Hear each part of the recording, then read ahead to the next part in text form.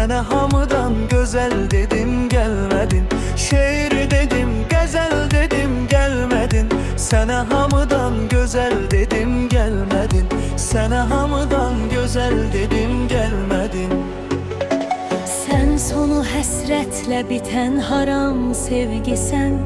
Sən məndən başqasına haramsan. Sən nə vəfasız, nə zalım adamsan. Sənə bütün günü gəl dedim, gəlmədin.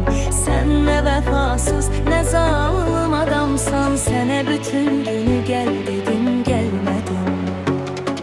Şeir dedim, qəzəl dedim, gəlmədin. Sənə hamıdan gözəl dedim, gəlmədin.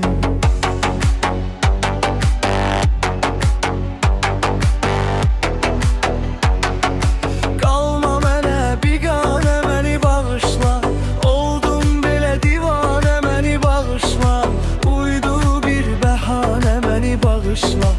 Uzatdım sənə əl dedim, gəlmədin. Uydu bir bəhanə, məni bağışla. Uzatdım sənə əl dedim, gəlmədin. Şeir dedim, qəzəl dedim, gəlmədin. Sənə hamıdan gözəl dedim, gəlmədin.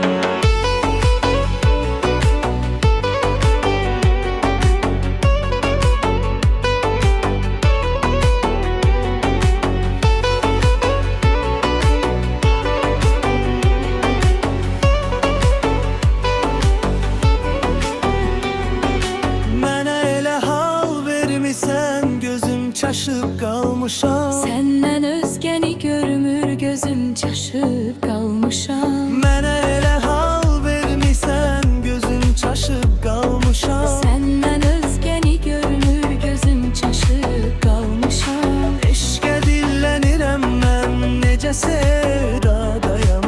Heç soraqlaya bilmirəm, qəribə bir yaddayam.